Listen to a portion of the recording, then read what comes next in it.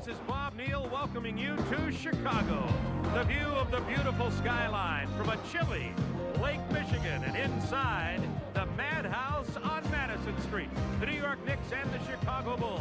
The defending world champion Bulls blew right through Miami. They had a tough time in Game 3, but won 3-0, and the Heat's out of there. The first time the Heat got into the playoffs, and the Bulls have had 5 days to rest.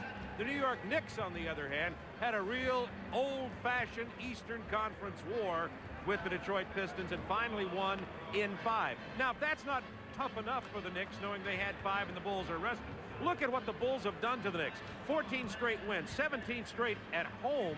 The Bulls have not lost here to the Knicks since 1987 and 4-0 in the regular season this year. But, Doug, you know that that can be thrown out some because you had some similar experiences yourself when you were coaching the Bulls. Well, let me give you an experience. In 1989, when I was coaching the Bulls, we beat Cleveland on Michael's sensational last shot. First question is, where's the emotional level team going to be? Went to New York a day later and won in overtime to break through and won that series. Did the same thing at the end of the Knicks series and then beat Detroit in Game 1 in Detroit. This is the steal game. This is the game that New York wants to come in and get right now. Now, if they do that, we have to talk about matchups. The Cartwright-Ewing matchup is interesting, and a lot of pro basketball fans know that Cartwright plays Ewing pretty tough, and of course he's the heart and soul of the New York team. But there are some other key matchups too. Well, I think the real matchup is Xavier McDaniel and Scottie Pippen. Xavier McDaniel had a very poor regular season, played great against the Pistons in the playoffs, but look what he did against Chicago. Game 1 right on through, really only one good ball game. He needs to be a factor offensively, but really on the offensive boards. That's really where he hurt the Pistons in the last series. Oakley, speaking of Charles, must do a great job against Horace Grant, use his muscle, as well as Mason inside. So it's the muscle of the Knicks and the speed and defense of the Chicago Bulls from the Madhouse on Madison Street. We'll be back here along with MJ right after these commercial messages. We'll join Ernie Johnson in our studios in Atlanta. Ernie Johnson, Kevin Lockery in Atlanta, moments away from the tip at Chicago Stadium. The Bulls have beaten these guys 14 straight times, playoffs included. Does New York have a chance in this series, Coach? I think it's going to be very difficult, Ernie, for them to beat Chicago unless they shoot a high percentage from the outside, and that's not their strength. Michael Jordan, averaging 45 points a game, of course, carries the load for the Chicago Bulls. They're ready to take the court at Chicago Stadium. Let's go back to Bob Neal and Doug Collins in Chicago, guys. Thank you, Ernie. At Chicago Stadium, 18,676. It's standing room only once again. And here are the Jeep Eagles starting lineups. Well, we see the matchups early. Can McDaniel's strength overcome the speed and quickness of Scottie Pippen? The same thing can be said about Oakley. You know that Cartwright and Ewing are going to be jostling in the post.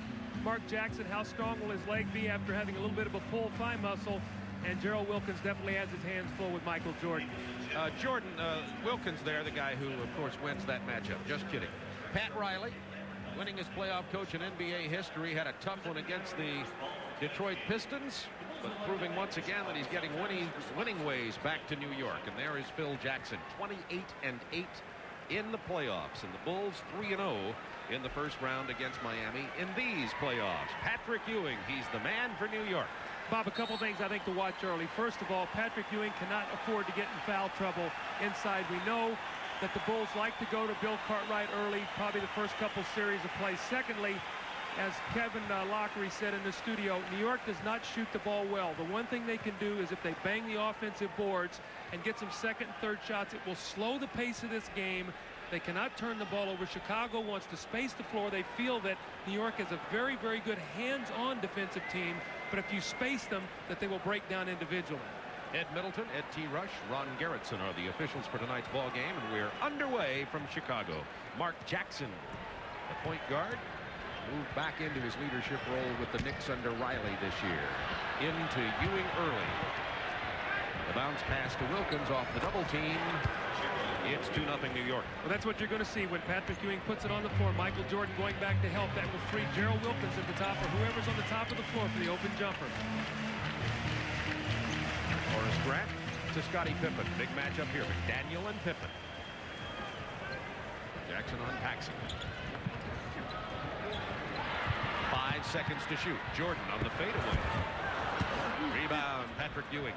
That's the type of tempo that New York wants to face. They'd like for Chicago to use a lot of the 24-second shot clock before they get a shot up at the basket. Knicks 2-0.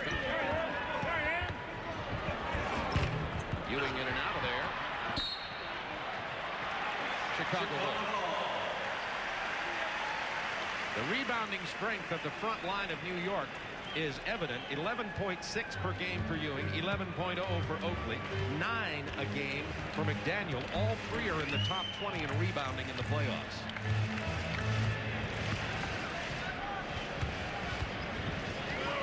Horace Grant wide open.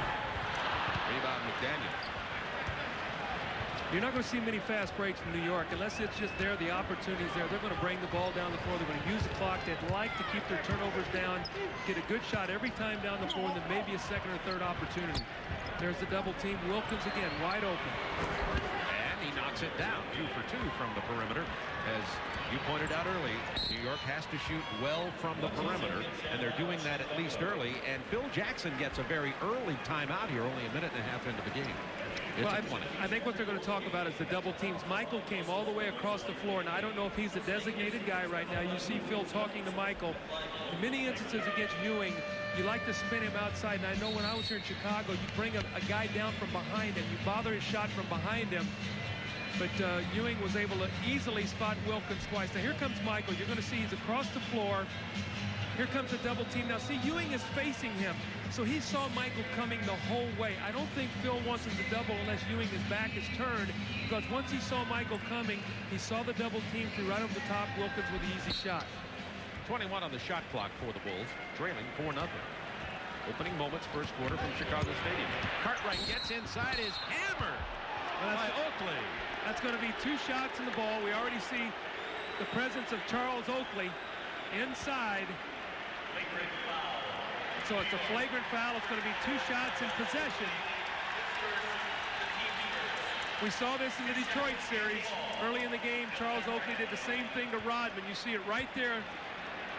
You know, a lot of people feel that the rule says if you're going for the ball, it's okay. Bob, it's any unnecessary foul. Anything considered unnecessary or extra rough where it's flagrant. If it's too rough, it could be flagrant and an ejection. You see Charles Oakley talking to Phil Jackson now on the sideline.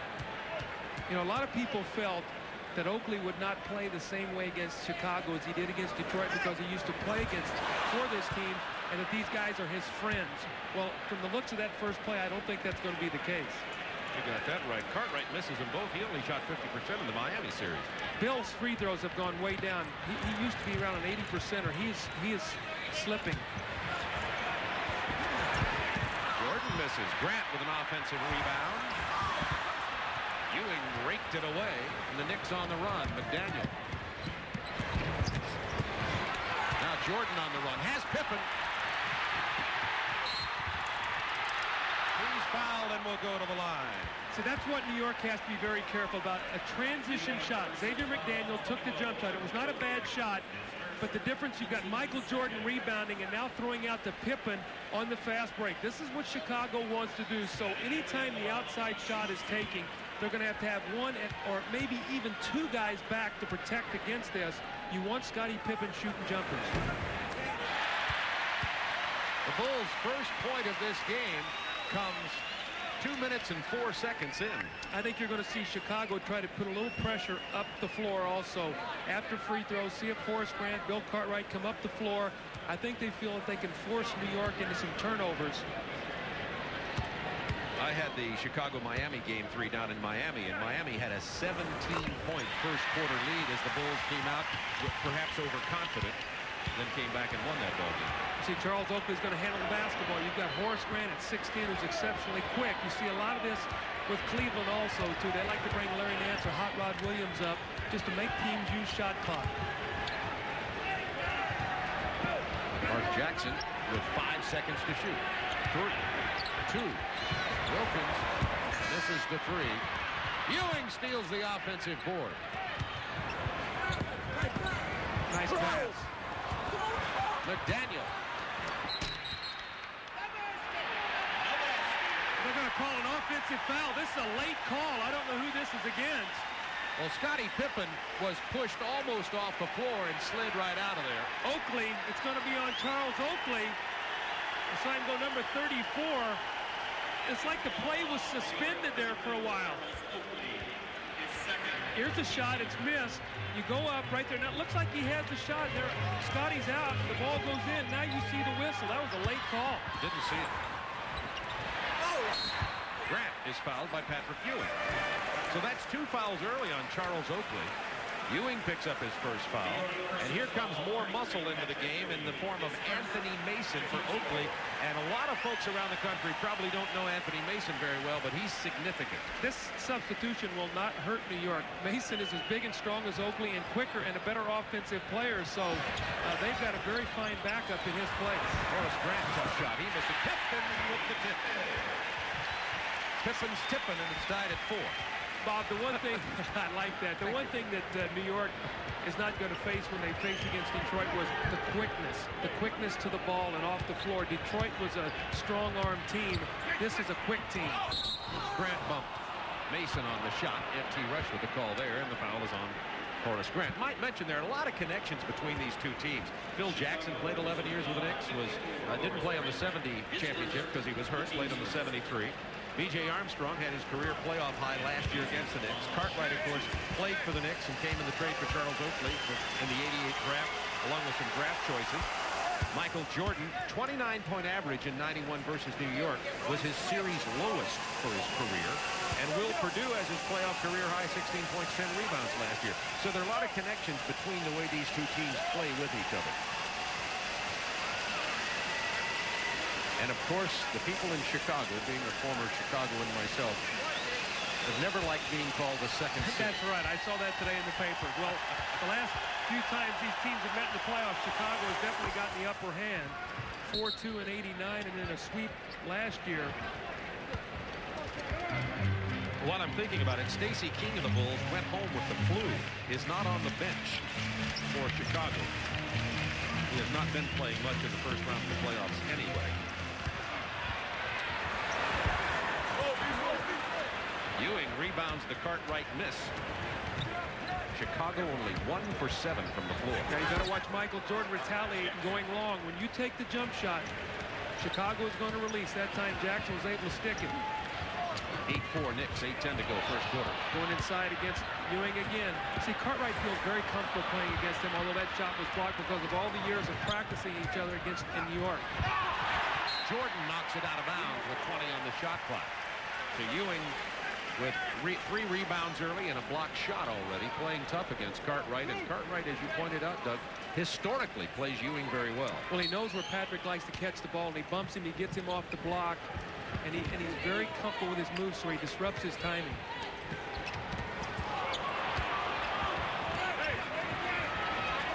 Seconds to shoot. Mason using his strength. See, that's too strong. I mean, he missed that shot, but he got the ball deep into the lane. He just pulled that shot. Knicks back quickly on defense. See, he's matched up against Scottie Pippen right now. Pippen is left alone. Bulls are 1 for 8. Make it 1 for 9. Well, they've not gotten any easy scores. Everything has been worked for, other than the tip in by Scottie Pippen. Everything has been a jump shot. That's a muscle shake right there. Rims out of there. Pippen has the run. Bulls have the numbers. 4 on 3. There's 2. You can count that one. Good investment. John Paxson's jump shot. Knicks by 2. When he lets it go, it seems like every one of them is going to go in. It's like Drazen Petrovic in New Jersey now. When he shoots the ball, I feel like every one of them's going in. Now McDaniel missed. The Knicks have missed the last 3 times down. Bulls battling back. Chance to tie. McDaniel fouls Pippen on the drive, and that's where McDaniel has a problem with Pippen out on the floor. Timeout, Chicago. 6:51 remaining in the first quarter.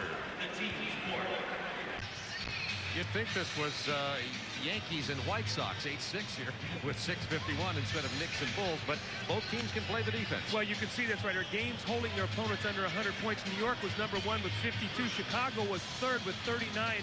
And in those 39 games, they were 38-1. But on the flip side of that, look at scoring under 100 points. Chicago, 3rd in the league, only 7 times. Ironically, 3 of those against the New York Knicks. You can see where New York was 37 times. So obviously the Knicks would like to keep this score around 95 if possible. It's probably the only way they can sneak out a win in here tonight. Horace Grant, nice give and go to Jordan. Out of bounds. That's a turnover. Wave it off. Michael stepped out of bounds and then had not established himself back on the floor. That was good defense by Wilkins to take away his cut, force him to go out of bounds.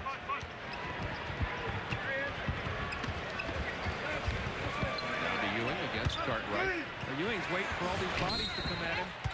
Against Detroit, he 2, 3, 4 guys on him every time. You can see Chicago's philosophy right now, Bob. They're going to feel Patrick Ewing out. They're not going to make the commitment to come down and get him right now. Probably they will adjust as the game goes on.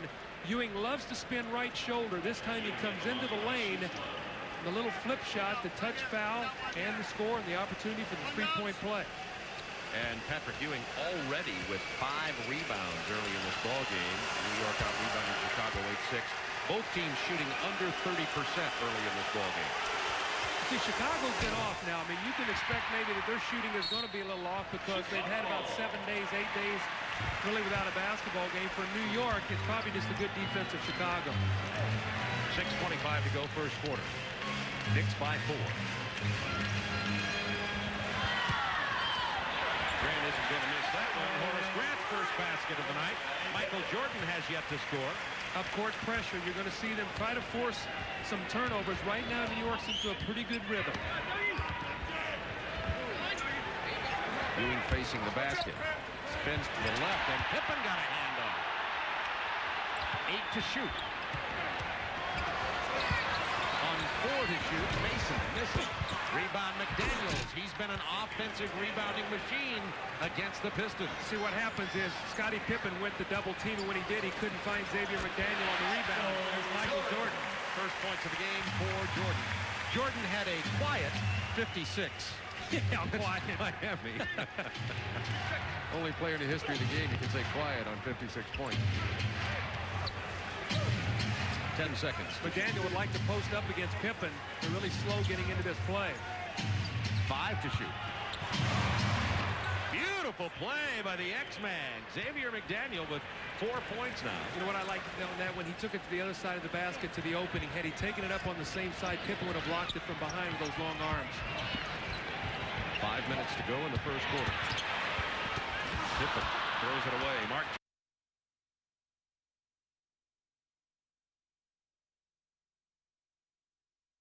See, Michael's like a goalie back there. I mean, he saves all these shots, and that should be a 3-on-1 fast break. You got Michael back there, and he stones the guy on the breakaway. That's twice he's done that tonight.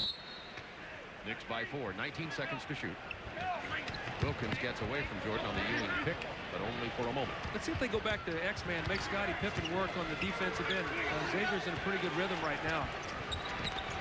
Good ball movement by New York. Everybody in this sequence has touched the basketball. I don't like that long jump shot by Ewing, though. I think he can get a better shot against Cartwright than that. Way out of his range. Ewing can get pushed off the block sometimes by an aggressive defensive center. New York's doing a good job of plugging the middle on Pippen and Jordan right now, too. They're not giving them that big looping lane inside to get to the basket. Cartwright with 8 to shoot. Pippen and said, I'll take it, and Cartwright has his first basket of the night. All 5 full start.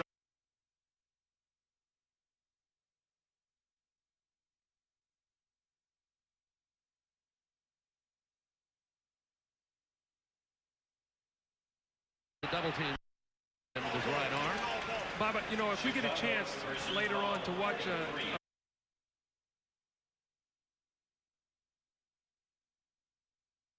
being double teamed, and when he does that, he's getting passes deflected. And we're going to watch this as this goes along tonight to see if he does a better job. He had trouble passing out a double team against the Pistons. Wilkins quickly to the hoop and then the block. Paxson spots up from Jordan. He just doesn't miss. Tied at 14. Pat Riley wants a timeout. He feels the crowd getting into the ball game. 3:41 to go. 18,646 on their feet at Chicago Stadium.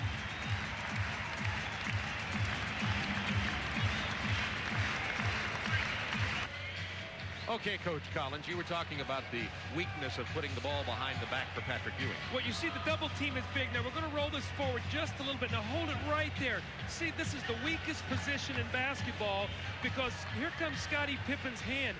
That pass is going to be deflected. Ewing has got to get that ball squared. Now, he was called for a foul, but he had trouble with that play against the Pistons. He's going to have to do a better job of getting in a position to pass that ball out of the double team. Tied at 14 following the Pat Riley timeout. Let's see what the Knicks do offensively. They isolate Jackson to back Paxson into the paint. I like that because Mark Jackson is about 6'3", 6'4". He has the advantage over Paxson. I always felt that Mark Jackson's toughest shot was that little floating half hook in the lane. So I like that strategy to go at John Paxson a little bit inside. Paxson's first foul of the ball game. While we watch the free throws, I'll remind you this program's authorized under broadcasting rights granted by the National Basketball Association solely for the entertainment of our audience. Any publication, reproduction, or other use of the pictures, descriptions, or accounts of this game without the express written consent of the National Basketball Association is prohibited. Now, Bob, one thing that we've seen early in the ballgame with Pat Riley, in Los Angeles, he had a veteran team. He did not take as many timeouts. He thought that his veteran players could play through the excitement of the crowd. With this team, he uses more timeouts. The minute Chicago tied the game, he took a quick timeout. Jordan gets past Wilkins, the fadeaway. Rattles home. The Bulls started 1 of 9 from the field, have now hit their last 6 field goal attempts.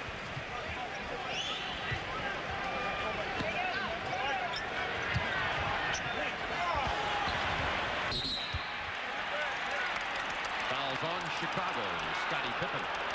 That's going to be, what, his second foul? He got one on the double team. Correct. So that's his second foul. That's something we have to keep our eye focused on because Chicago cannot lose Jordan or Pippen. You can talk about any other players out on the floor, but those two guys are basically the heart and soul of everything Chicago wants to do offensively and defensively as Cliff Levingson's getting ready to check in.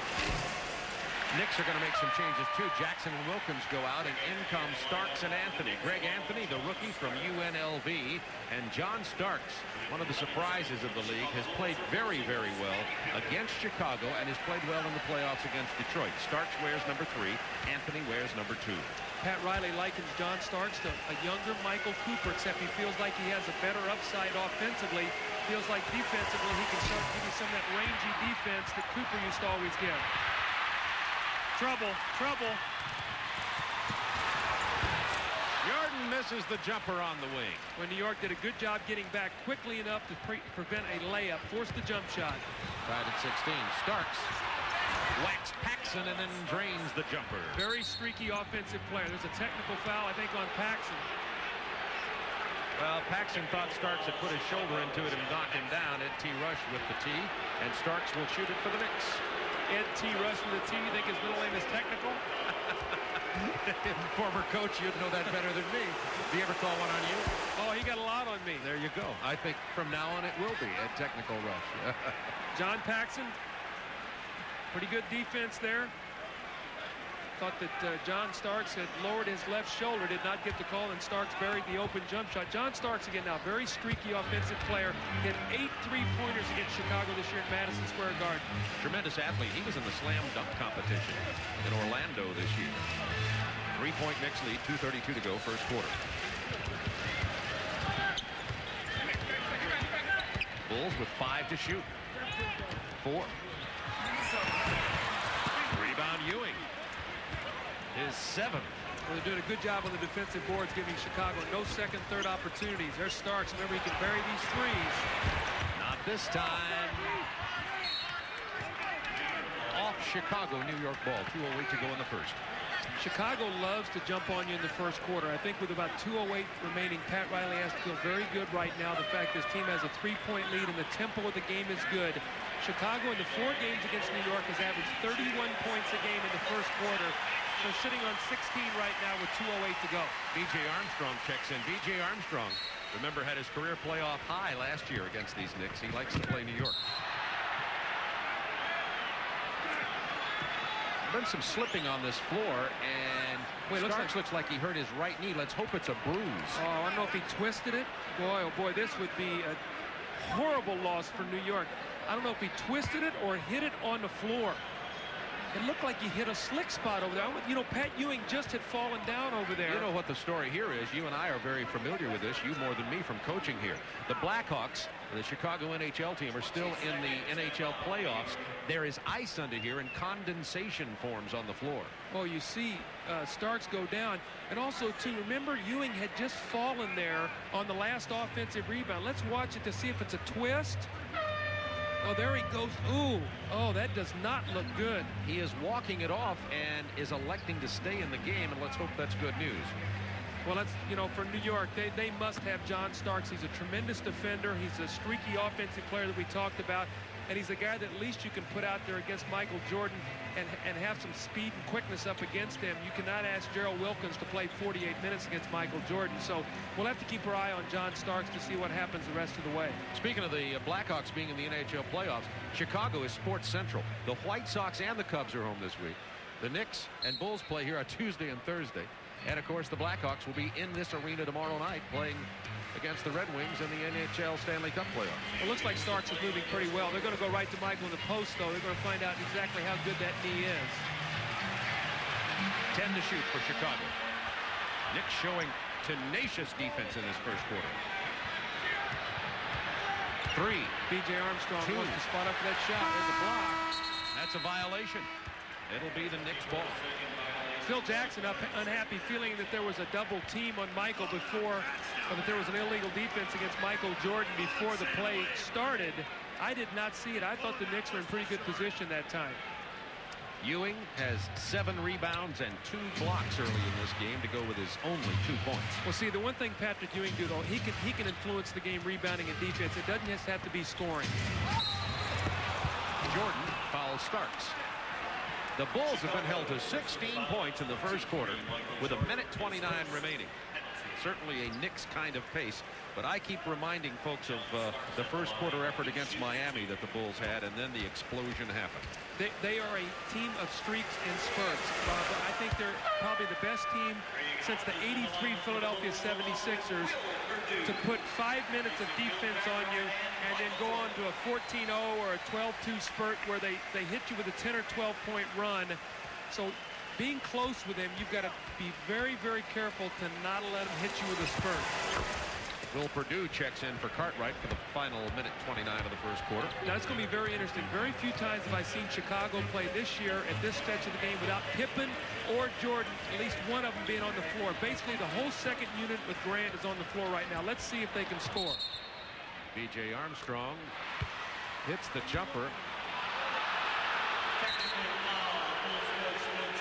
Technical foul on Phil Jackson before the jumper. Wave it away, and Starks will shoot it. Well, I think that these referees are going to say we're not going to take anything tonight. Phil was unhappy to play down the floor before. He was talking to Eddie Rush. Eddie Rush hits him with the tee. Paxson had said something early. He got a tee. And remember, Oakley got a flagrant foul early in the game. So they're trying to keep the pressure and the intensity of this game within the rules and not let it get out of hand. James Donaldson comes in for Patrick Ewing. Starks has hit 6 straight points off the bench for the Knicks. They lead by 6 with 1:15 to go in the quarter. Again, let's watch this team Chicago has on the floor. No Pippen, no Jordan. It's Hodges, Armstrong, Livingston, Perdue, and Grant. Normally Scottie Pippen's into the second unit, and he really stabilizes him, but he has 2 fouls. Perdue is fouled by Starks as he drives into the lane. Let's see the team foul situation. Both teams are in the penalty. Perdue will go to the free throw line. Will has struggled there all season long. I think, what is he, a 49% free throw shooter on the year? On the year, he's 63% in the playoffs, up some. Now 495 on the season, 45 for 91. See there, 1992, 69. He's actually 69% from the line. When he was at Vanderbilt, he was about a 75% free throw shooter. It's interesting the change. I don't know if it's like a pitcher in baseball. Pitchers used to be your best hitters in Little League. They get in the big league, they can't hit anything. They start focusing in on other things like pitching and not worrying about hitting. I wonder if Will has worked on so many other phases of the game that he's gotten away from his free throw shooting. Certainly did there. 22-16 Knicks, under a minute to go. first quarter. Donaldson at 7-2. That's no basket. It's going to be an offensive foul On Donaldson.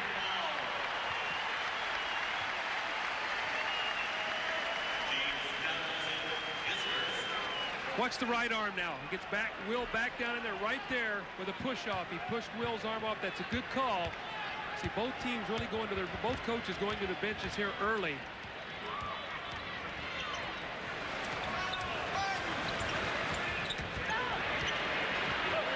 Hodges to Purdue. He's fouled on the drive. That's a good foul, though. If you're Donaldson, you just saw him miss 2 free throws. You don't want to give him a dunk or a layup, so you want him to earn him at the free throw line. So I think you're going to see any time that Pat Riley can buy some minutes with Donaldson against Will Purdue, he'll try to do that to keep Ewing fresh against Cartwright. 0 for 3 from the line. Purdue has played well in the playoffs. Played well against the Knicks last year. He had 16 points against Miami. Bulls are only 2 of 7 from the free throw line. Well, you see, Will Purdue played exceptionally well in game 1 against Miami. I'm sure Kevin Locker remembers that. I think he had like 16 points. And 10 rebounds. Greg Anthony to Starks. 10 to shoot for the Knicks. Bulls are scrambling. Somebody's going to get an open shot. Purdue stole that rebound. The pass is stolen by Anthony. Oh, he took a 3. It's going to go in, but he should never have taken that shot. They should have held it. That's one of those no. Okay. Knicks on a 9-0 run with 5 seconds to go in the quarter. And he'll make this 3. 25-16, the Knicks, and a few early boos. So the expectation level in Chicago. We'll be back in a moment.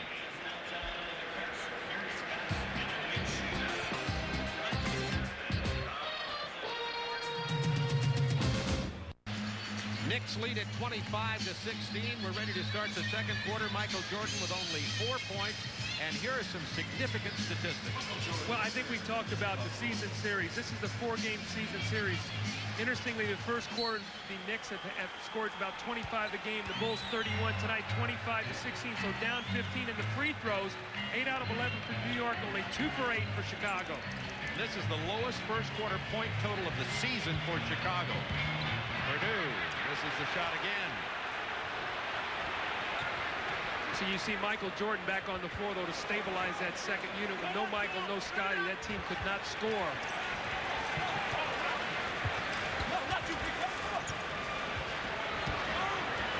Livingston punches it out with 6 seconds on the shot clock. Scott Williams in for Will Purdue. Williams, the second-year center out of North Carolina.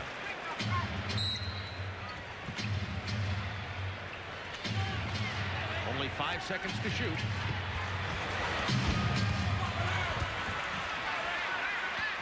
Jordan runs down the rebound.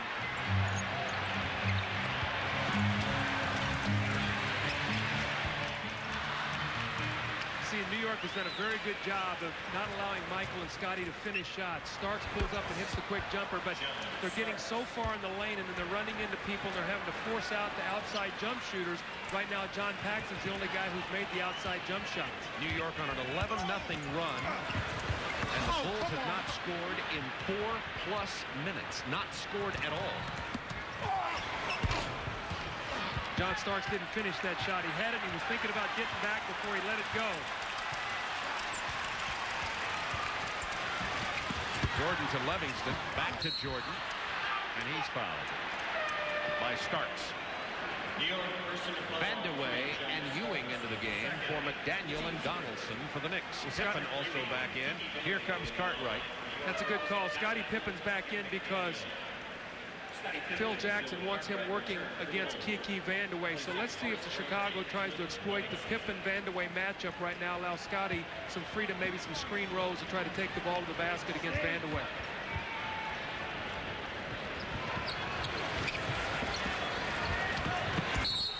Starks with a foul on Jordan. See, in the Detroit series, all those fouls like that were not being called. Guys were really wrestling with each other and all. You're seeing quick fouls being made right now. Now, whether that's Michael Jordan or not, I don't know. But a lot of that contact did not go in the Detroit series. John Starks very upset as he picked up the foul.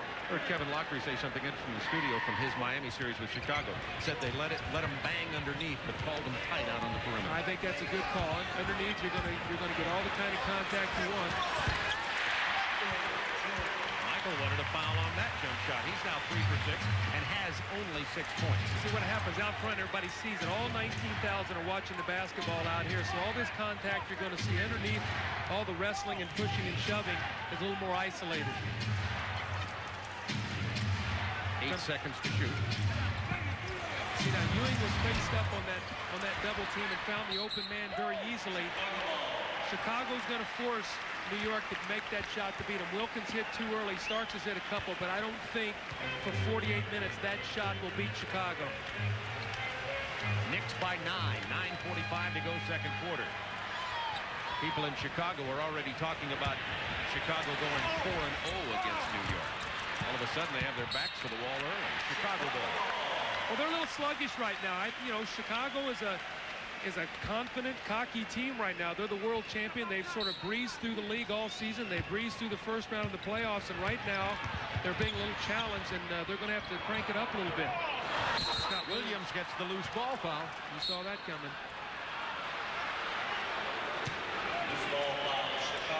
He'll get a delay of game here. He better get the ball to the official. Here's the replay. Now watch Scott Williams, 42. Right there's the push in the back against Mason. I think Patrick Ewing's got to get in the offense here. He really has not touched the ball much. They need to go to him, let him get the shot against Cartwright. Ewing's only 1 for 5. He's got good position if they'll throw him the ball. Big drive. Big miss by Greg Anthony. Pippen on the run. He can take the ball past Vandeweghe. If they'll clear that area, Scotty wants to work, so they want to get him out of there so he can take it to the basket. 10 to shoot. Cartwright. Now 6. 5. Lost the dribble. Ewing comes away with a turnover. See, right now that New York is getting him into a half-court game. It's exactly what they want. I don't remember one breakaway layup for Chicago. Exactly the one chance they had. The Knicks got back, and Jordan missed a jumper. Ewing 1 for 6 now. Scott Williams with the rebound. Here's a 2-on-2. It's stolen. But then out of bounds goes Greg Anthony. Great speed by Greg Anthony. He did what you're supposed to do. A guy's in front of you, run in behind him. And if you can catch him, try to deflect that ball away. Look at this. Now, Scottie Pippen's first couple years in the league, he had a bad back and he had a very high dribble. That dribble is down now. It's very much tougher for you to try to get that ball from behind on him now. Pippen is 1 for 4. And Chicago has scored 2 points in the last 7 minutes. Well, the one thing that sustains them, they're an excellent defensive team, so it's only a 9-point game, so it's 4 possessions that they're still in it. Had New York been able to score, they could be up about 17, 18 points right now. Vandeweghe, long range, rebound Jordan. Vandeweghe's in for one reason, to shoot the ball. Jordan has 4 rebounds early.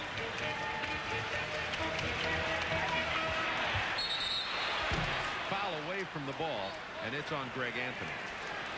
See, Scottie Pippen, the last couple shots, I don't know if you've watched it, but he's pulled the string on his shot. That is not the sign of a confident shot right now. He's trying to guide the ball in the basket rather than shoot it. What Scottie wants to do is get out on the open floor, get a couple easy ones, and then that jumper starts going much easier for him. So watch him on his follow through.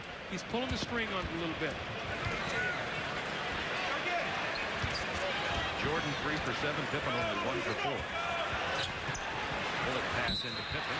He's fouled on the shooting arm, and we'll go to the free throw line. And these are 2 guys who've been supplying 69 points a game for Chicago in the playoffs.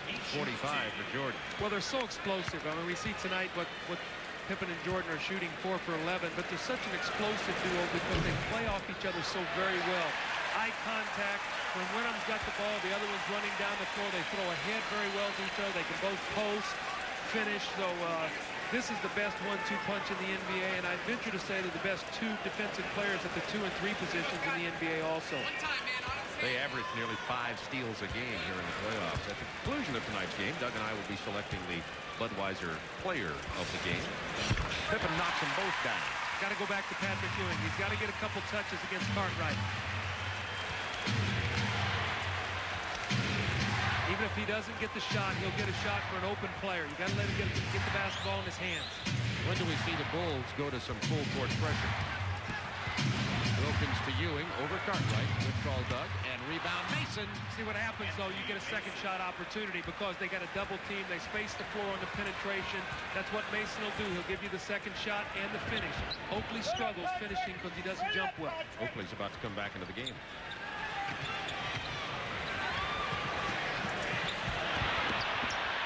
Look at this New York defense. Anthony, it's 3-on-1. He had Ewing. Instead goes to Vanderwey. 31-20. Knicks an 11-point lead. 6:47 to go in the first half. That's the biggest lead of the game. Timeout, Chicago.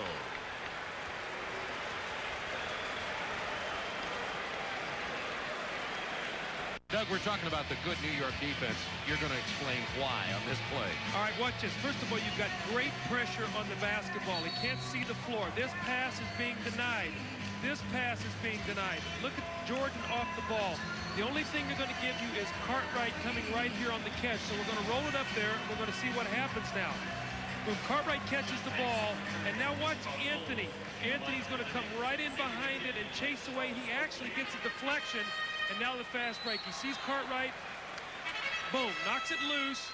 Kiki Vanderwey with a little hand there. And there's Anthony. And they finish it for the fast break. 6 fast break points for Chicago. Only 6 for New York. Only 2 for Chicago.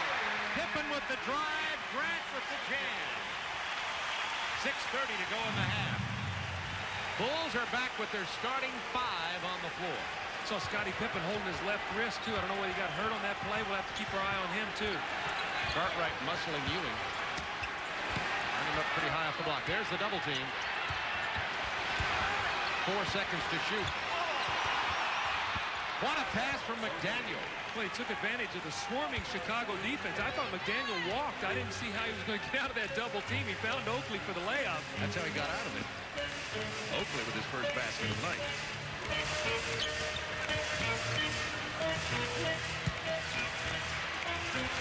Pippen had confidence on that shot. Well, you could see it because he wasn't standing there looking at the basket. That was in rhythm. That was an instinctive play.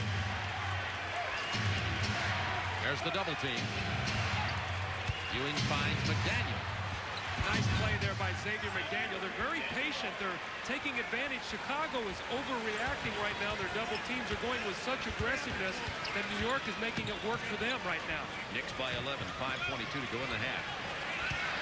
Michael Jordan has only 6 points.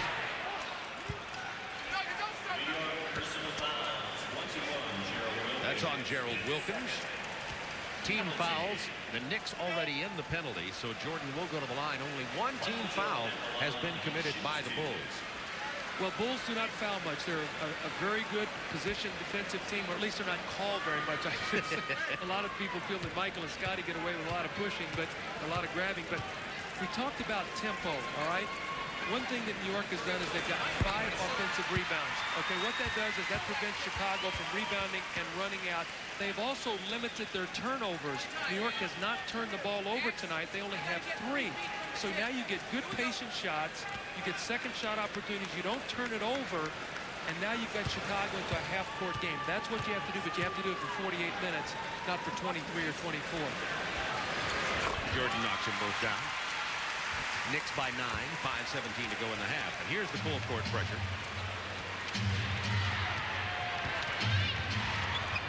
McDaniel.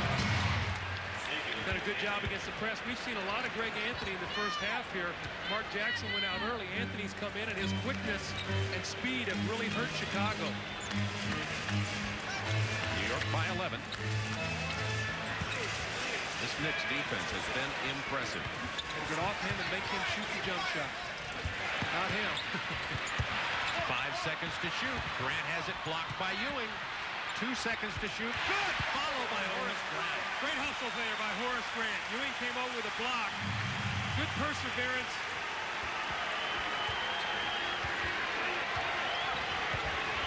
A lot of bumping away from the ball with Grant and Oakley.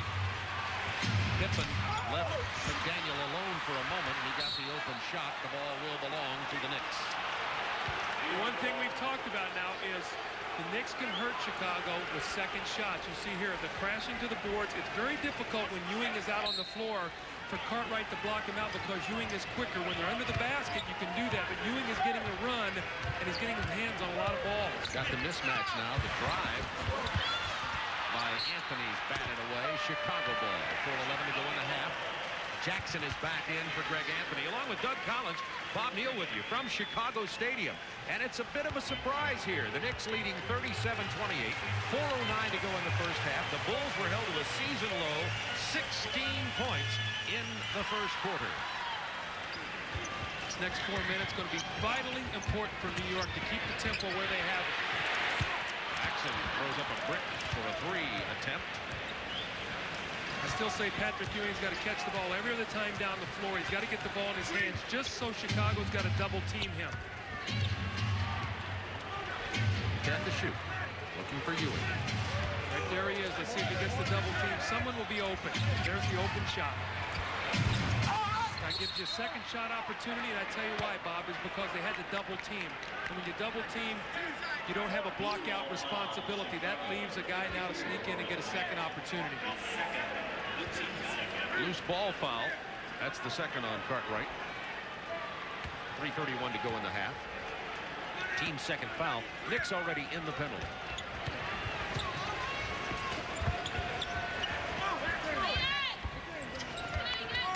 Back to Ewing again against Cartwright. No double team. The hook pass into McDaniel. He just comes out of the big forest of trees for the power jam. McDaniel has double figures, 10 points, and Ewing passing better than against Detroit. 4 assists already. This is a different Xavier McDaniel that played in the regular season for New York. This is the one they paid to get in the trade right here. Xavier McDaniel's got to be very careful. He does not want to get a technical foul. That's the third foul on Charles Oakley. And Pippen will shoot the free throws. Mason comes in for Oakley, so Oakley's minutes being limited. We ought to talk to Charles. Has been bothered by a hip pointer. He got hit in the Detroit series, and that's a very painful injury. I don't know if it's affecting Charles or not. Saying he got hit in the Detroit series is saying like I got stuck in a traffic jam at rush hour. You're right. See, when did he not get hit in the Detroit series? Better way. Charles Oakley, you coached him here in Chicago. He talks with you prior to every ball game. Yeah, Charles is a good guy. He really is. All he wants to do is win. Charles will give you everything he's got every time he steps out on the floor. He gets frustrated sometimes because he has a tough time scoring because he's not a great jumper. But you want to put a guy down there in the trenches that'll rebound and bang for you. He's right up there in the top of the league with that. Averaging 11 rebounds a game in the playoffs. 39-30 Knicks. 2:55 to go first half.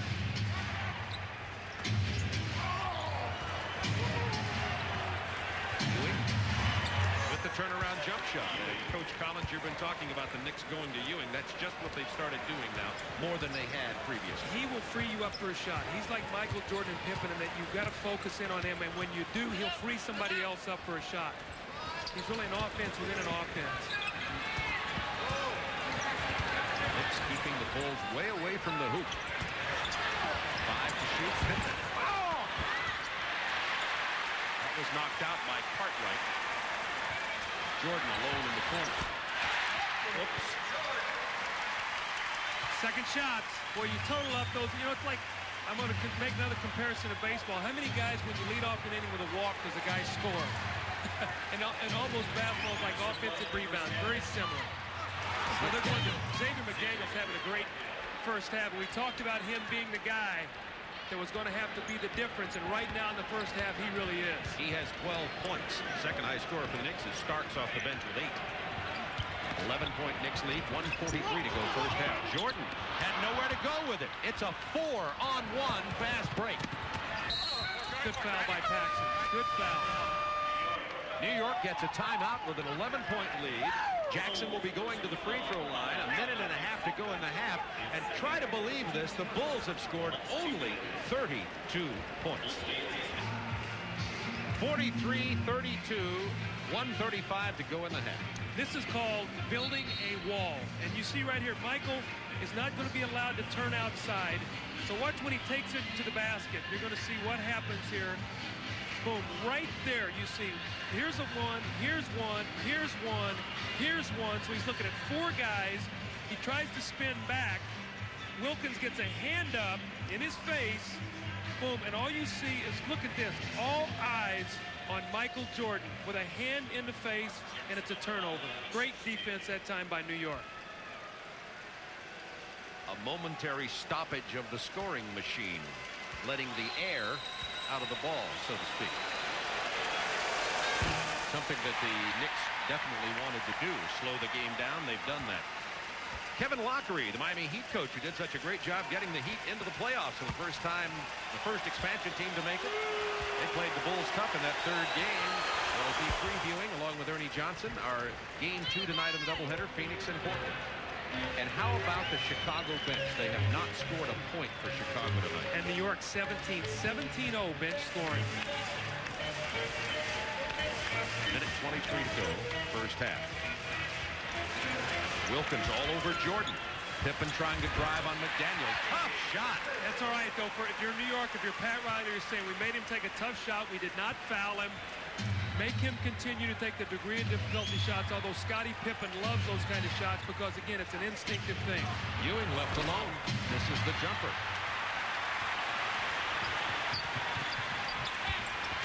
Jordan with a ball fake. Nowhere to go with it. See, Patrick Ewing standing in the lane. Anytime Pippen or Jordan get in there, Patrick Ewing standing right there. Impressive defense. 5 to shoot. Pippen has it blocked by Ewing with 1 on the shot clock. Jordan buries the jumper. You can't play defense better. They want to get a good possession here. It's an 8-point game. Use the clock at the last shot, or excuse me, Chicago will get the last shot. Ewing, big bucket, 23 seconds to go. The Bulls held to 36 first half points. And they score that in the first quarter many times. Paxson coming off a double screen on the weak side. It's Mark Jackson. Pippen from 19 with 3 seconds in the half.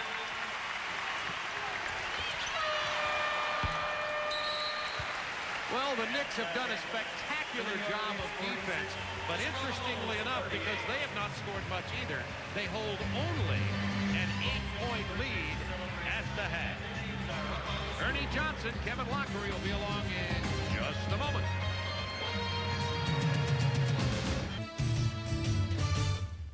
Halfway home at Chicago Stadium, and get a load of this, folks. The Knicks taking a chunk out of the champs, 46-38 at halftime, game 1 of the Eastern Conference semifinals. Ernie Johnson in Atlanta, along with Kevin Lockery, the head coach of the Miami Heat, with the Prudential halftime report. And tell you something, Pat Riley said, look, to heck with you guys who say we don't have a chance in this series. We're going to go to Chicago. We're going to let it all hang out, and we've seen that in the first half tonight. Ernie, the Knicks are a cocky group of players, and they've come out tonight and just played as well as you can play defensively. Very few easy baskets for Chicago. They've really denied Michael the ball as much as possible. Held Pippen, the first play of the game. Cartwright goes to the basket. The score is 4-0. Flagrant foul on Oakley. We're going to show you how we're going to play this series. Great job. A flagrant foul, yes, but a clear message being sent by the Knicks to the Chicago Bulls. It's an 8-point game at the half. Some off-the-court news today. We told you about it last night. It was made official today. Chuck Daly stepped down as the head coach of the Detroit Pistons after a tremendous 9-year run. Your thoughts on that? He's just been a sensational coach in the league for so many years. And now with Detroit, 9 years with Detroit, 2 championships. It's hard for me to believe that, though, Chuck is leaving Detroit. 2 years ago, they would repeat. And now he's going to go on to the Olympic coach, and obviously, if he wants to coach in the NBA, he'll be back somewhere. Yeah, he said today it was just kind of a situation. He's done all he could in Detroit. It's time to move on, and rest assured he will land someplace. Definitely. Now, our other game tonight, Game 2 of our doubleheader, we're going to open up the Western Conference semifinal with the Phoenix Suns and the Portland Trail Blazers. They played this one in Portland for the first two. And the Phoenix Suns really haven't been in action for a while. We haven't seen them in about a week. It was last Wednesday when they clinched the series against the San Antonio Spurs. Jeff Hornacek has been a real spark plug for this team. It's about 25 points a game. He and Kevin Johnson combined to give Phoenix one of the best backcourts in basketball. And right now, Jeff Hornacek is standing by at Memorial Coliseum. Jeff, I'm going to ask you to play trainer for just a second. You guys have had a while to rest up. Dan Marley's been banged up, so has Tom Chambers. Their status for tonight? Well, they're both ready to go. I think the rest helped us out. We had a few bangs and bruises, but our guys are ready to go. We had 6 days off, and we're anxious to get out there and play again. Is there ever any danger of maybe being rusty? Would you like to maybe have 2 or 3 days off, but is 5 or 6 too much? I think we can only find out tonight. Last time we had a long layoff like this was during the All-Star break. We played Portland right after that, and they beat us on our floor and broke a 17-game winning streak. So we're hoping we don't come out that way again tonight. Jeff, just a personal question. You came into the league basically as a good defender, hard-nosed player. Now you're one of the purest shooters in the NBA. How did you develop your outside shot? A lot of hard work, a lot of shots, and I think confidence.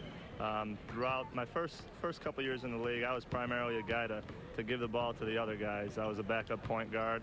I really didn't look to shoot the ball, but once we got Kevin Johnson, it made my role change. I had to become another part of the team, not a starting point guard, not a backup point guard, but maybe a shooting guard. And I put a lot of hours in. Cotton Fitzsimmons gave me a lot of confidence in just shooting the ball. And you know, whenever a coach lets you just shoot the ball and doesn't get on you unless it's a real bad shot, it makes it a lot easier to shoot the ball. Jeff, quickly, the big picture on this series, that can be a frightening team, Portland, when they get that running game in gear. How do you slow them down? Well, I think we have to just make sure we take care of the ball. We have to keep our turnovers to a minimum. We have to do a good job executing our offense. If we make the shots, it's harder for them to run out on us. And then all 5 guys have to concentrate on getting back. They have such great athletes. If they have any advantage at all, a 3-on-2, 4-on-3, they're going to score. Jeff, we appreciate you taking time tonight. Good luck in Game 1 tonight. Thanks a lot, guys. Good luck, Jeff. Jeff Hornacek joining us live from Portland. Now, when the Prudential Halftime Report continues, we're going to take a look at the Chicago Bulls coaching staff. In other words, the men who steer the Bulls. We'll be right back.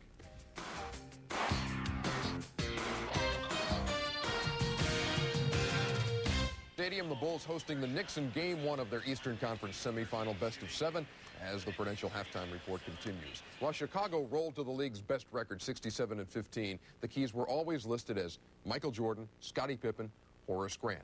Little did you hear about Phil Jackson and his assistant coaches until now. On the sidelines, they almost resemble the inner workings of a high-performance engine, each cylinder contributing, firing in and out to ensure the smooth running of the Bulls. Chicago's coaches have experience within the ranks, much to the delight of head coach Phil Jackson. From my standpoint, I basically have the modern history of basketball on my coaching staff. Jackson is surrounded by longevity. Tex Winter is in his 45th year of coaching. Over 30 years ago, he wrote a book called The Triple Post Offense. Nowadays, it's required reading in Chicago. Jordan back down the lane, right corner, Paxson. He fires, it's Yo Jimmy! Assistant coach John Bach is in his 41st year of coaching. Formerly the head man at Golden State, Bach concentrates on defense, creating that trademark relentless Chicago D. I think Phil doesn't get enough credit for putting together a lot of diverse people, diverse group of coaches who really free to express themselves. Former NBA guard Jim Clemens is the junior partner of the firm, working with the guards. Their days are filled with film sessions and practice and pregame preparation. Over 100 years of experience on the table. They have to be in shape in order to be effective. Oh, you mean the guys that are playing? Yeah, I'm talking about our players, the guys who are playing the minutes. No, they need a lot of rest. We argue quite a bit, and I think one of the things that gives us strength is the fact that Phil Jackson's insistence upon our expressing our opinions. He doesn't squelch it. I would be a fool if I didn't use their talents. When I have a timeout situation, John Bach has been talking to me immediately usually about what's hurting us on the defensive end of the floor. Tex Winter's been doing a play-by-play on the bench, which gives us every sequence of offense that we run. And so by the time I get back in the huddle, I have 25 seconds or so to get something across to the team. And that's about as succinct as you can be. We don't like what we got when we come in. We go corner series again. Bill was wide open here on the corner series. I think, we got a great staff, and they came together as one to all sort of put their mind together to make us a lot better team as well as individual players. Collectively, this foursome has a single goal on which to focus, creating the right game plan to bring Chicago another championship. This 100 years of coaching experience with some work to do at halftime. What do you think Phil Jackson's doing now? Ernie, they've aged 100 years in the first half because they played extremely well defensively. They did an excellent job on the defensive end. Ewing only has 6 points, but offensively, they can't get anything going. I think they'll go to Michael Jordan on a lot of isolations, even though they don't like to play that way. In the second half, Michael will try to take the game over. I'm not sure he can do it against the Knicks. He has 12 of the Bulls' 38 first-half points. They trail by 8. The third period just ahead. And remember, still another game to go here on TNT tonight. Playoffs continue with the Suns and Blazers Game 1 later tonight.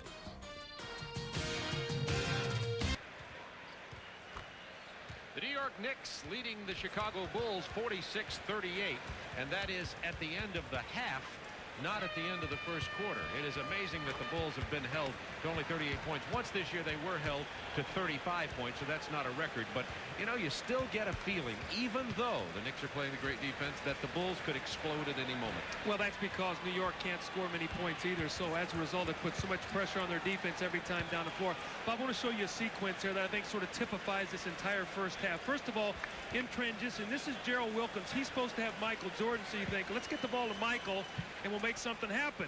So Michael's going to take the ball to the basket, and as we stop it right there, one of the things Chicago has done, they've lost their spacing on the floor. Michael's got no place to go with this basketball. So you see him, he throws it out. Paxson picks up the loose ball. And watch this, Pippen starts to shoot the ball. Here comes McDaniel right there. Scotty takes the ball to the basket, but hold it right there. He finds Ewing. So they're going to pump the ball back out to Cartwright. Now they're going to reset again. A little screen roll.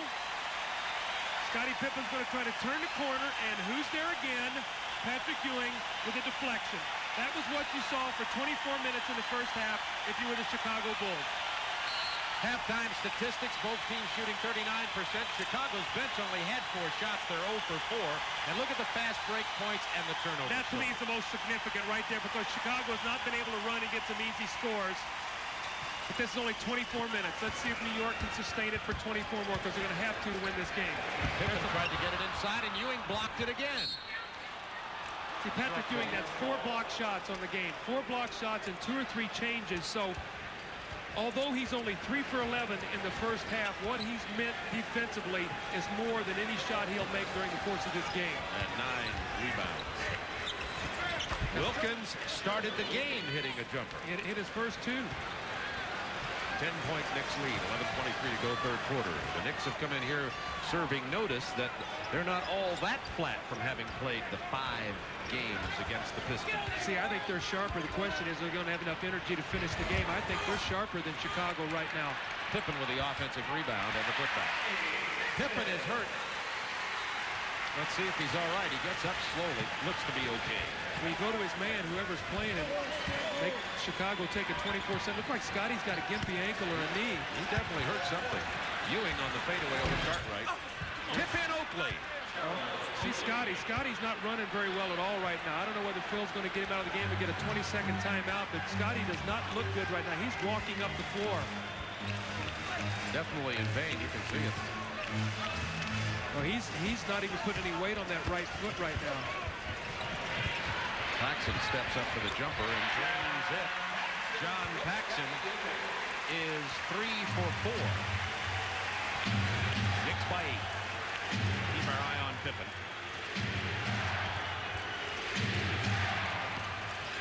Ewing facing up against Cartwright. And Bill will be called for the foul. That will be his second. So we see where Scotty got hurt. You see Horace Grant right there throwing the New York Knicks guy out of the post. Let's see when Scotty comes down. Oh, right there, he rolls over on his right ankle. Stepped on McDaniel's foot. Now, Bob, let me tell you what New York has done with Ewing a little bit. They tried to do this against Detroit, and he was effective. They're posting him a little bit off the lane to use his quickness. Cartwright that time had good position, but he put his hands out on him and got the foul. If Cartwright squares him up and forces him to take a shot, every shot Ewing has taken has been a floater. It has not been anything going to the basket. Let's see if Chicago on dribble comes down and gets him. 10-point Knicks lead. 10 minutes to go, third quarter.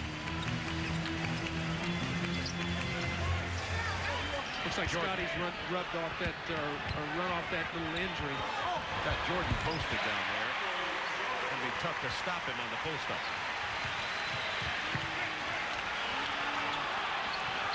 And look, the initial offense, it wasn't there. Now they're going to use some clock. That's a smart play. Wasn't there. Don't take a quick shot. Take your time. So now they're posting him off the lane. Long jumper from Ewing out of his range. Yeah, that's about 3 feet further away than Patrick Ewing should be. Chicago scores here. I think you're going to see a timeout or a 20-second by Pat Riley. I think he's going to use his timeouts here to take this crowd out of the game, realizing what Chicago Stadium is like. So if Chicago scores here, let's keep our eye on Pat Riley to see if he stops it. Daniel called for the foul, his second. 9:19 to go in the quarter. Jordan left alone, and he missed it. Cartwright with the putback. And it is a 6-point game, and there is the Riley timeout. We talked at halftime, even though the Bulls had been held to 38 points, they trailed by only 8. When you can't score, it puts so much pressure. Just ask Chuck Daly. You can play great defense, hold a team to 85 or 90 points, and you have tough time winning the basketball game. You see Pat Riley talking to his team right now. He's not screaming. He's doing what we're doing. He's trying to talk over this crowd. This crowd's been handed out 18,000 clackers, as if the Chicago crowd, the loudest in the NBA, needed anything to make more noise. You see those white shakers they're holding in their hands. It just increases the decibel level. You know, knowing Pat Riley the way I know him, and he's been a friend of mine for a long time, I think what he probably told his team is, hey, guys, let's not collapse right now. We played a great 24 minutes. We want this game. This is not a game that we want to play well in. We want to win this game. There's the double team. New York ball knocked out of bounds. 13 on the shot clock.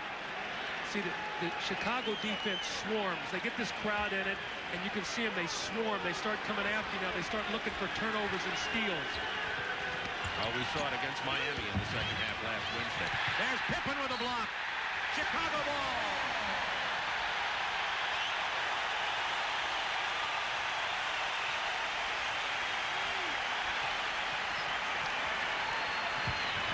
Paxson hard to the hoop. It's a 4-point game.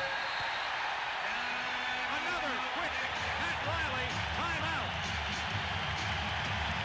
6 straight Chicago points.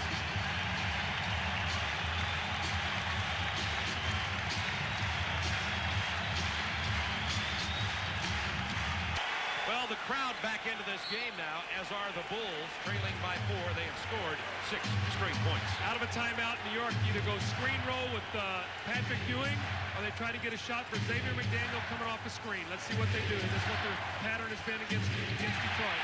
This time, a turnover. They didn't seem to be straight in their minds on what they're going to do.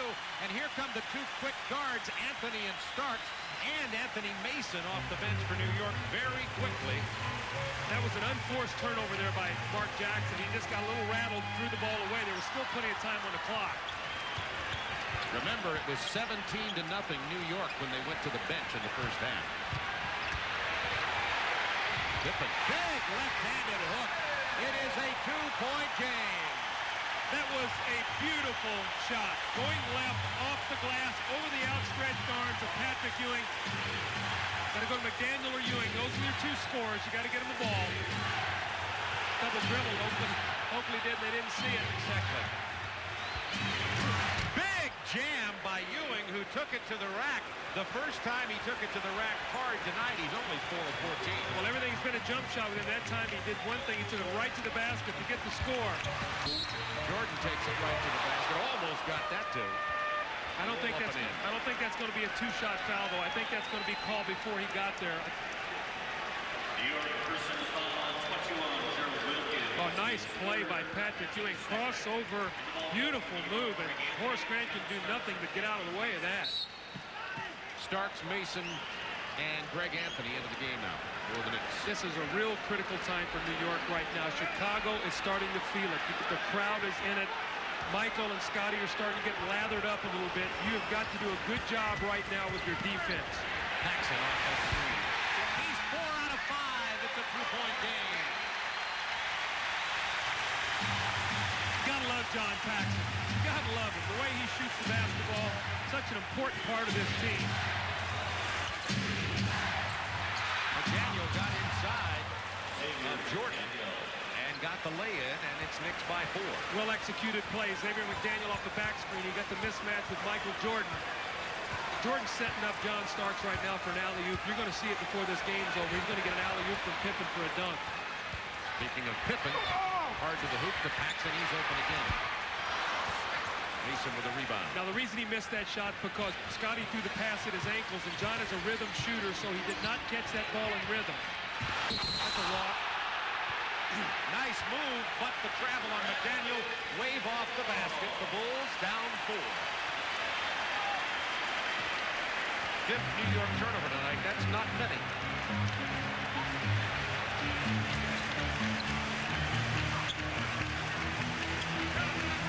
Jordan posted against Starks. This is where he's tough in the post right here. You don't know what to do if you're going to double team him. He fades and shoots the jump shot. You double team him and he passes.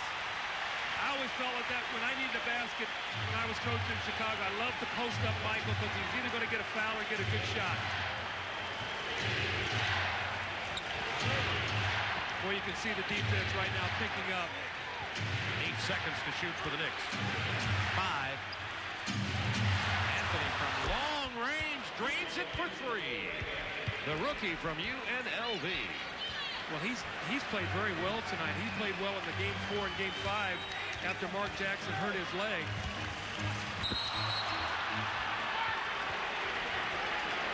Ed Middleton with the call. That's on Patrick Ewing. 3 team fouls, by the way, on the Knicks. 1 only against the Bull, and that was the second personal on Patrick Ewing. Knicks by 5. Jordan from 18. Oh, he's heating up. Look out. That's 18 points for Jordan. Held to only 4 in the first quarter. He was held to 2 at Miami on Wednesday night and ended up with 56. I told you he goes from 18 to 33 faster than a sports car. Anthony, tough drive to the left hand, and you pointed out how well he had played. Knicks bench, one of their biggest areas of improvement this year. Grant trying to post against Mason, who is so very strong down there. Horace Grant having trouble with him. Pippen, 360 spin move to front right. Knicks by 3.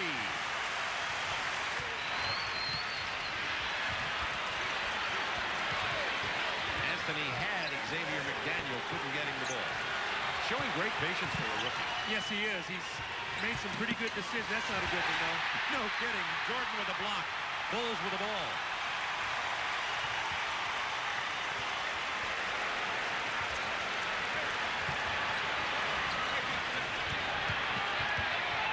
Starks and Jordan into a sumo wrestling match down there on the post. Now Jordan has him isolated. 5 to shoot. Spin and back and baseline. Saw that tongue come out, and Jordan has 20. It's a 1-point Knicks lead. See, in the post, he's impossible to defend because he jumps so high and he fades away from him. You can't block his shot. You almost have to send the guy from behind him to try to block a shot from behind. McDaniel steps up, 12-footer. Ewing rebound and putback. Big play by Pat Ewing. Well, he got away with a little two hands in the back, but that's a big play because New York still has not been able to take the lead. Still a 3-point lead by New York. Chicago has not led in the entire game. Right, that's what I meant. Chicago has not been able to take a lead. There's Michael with a frustration foul. Jordan has 2. You know, the Bulls have fouled out of, been disqualified only 3 times all year. Can you imagine that? Detroit was fouled out only 3 times also. Isaiah twice, and I think Sally once. So they really were lowest in the league.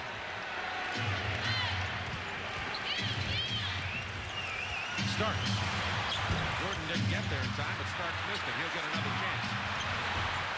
Missed it again. That was for 3.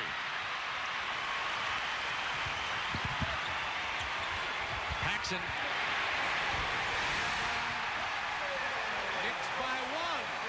See, Paxson is so valuable because when Pippen and Jordan penetrate, the whole defense collapses, and John always works to an area where they can find him.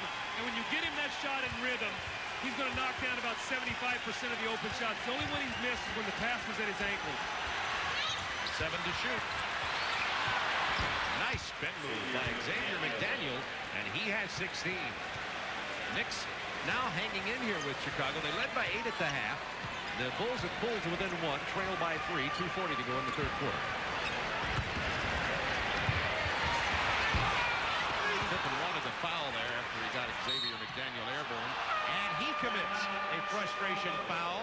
Scottie Pippen now has 3 personal. His third, the team's third.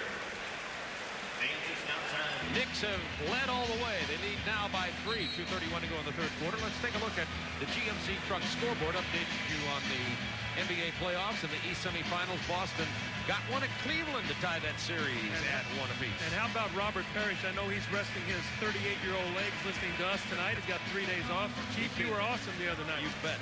And Utah shut out the Clippers. Clippers led a lot of the way in that game, and Jerry Sloan's crew got out of there alive. And the Suns and Blazers coming up next. Well, I want to tell you what. You got Seattle and Utah coming up, and you're going to have David Benoit versus Benoit Benjamin. So it's going to be Benoit, Benjamin, Benoit. What? How about Benoit Benoit? 3-point Knicks lead. Ewing alone. Drains it over Cartwright. Had time to set up as Bill Cartwright couldn't get there. And Patrick Ewing now has 14 points to go with his 13 rebounds.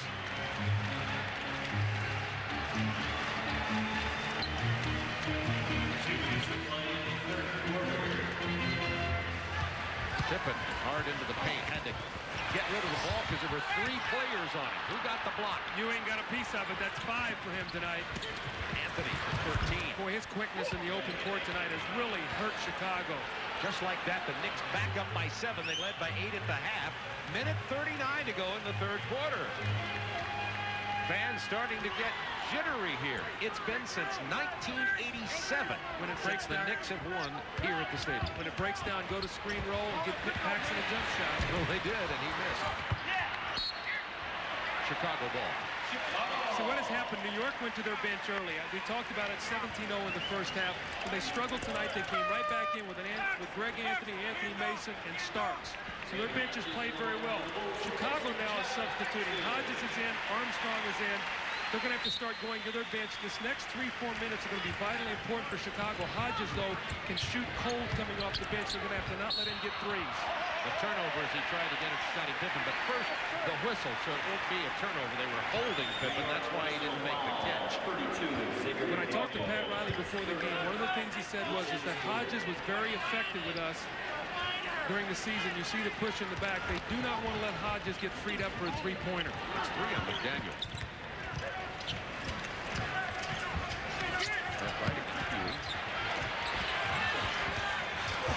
Pippen's jump hook doesn't go. Gets his own offensive board and takes it right back. Not this time either. Cartwright stripped away, and it's New York ball. Ed Middleton with the ball.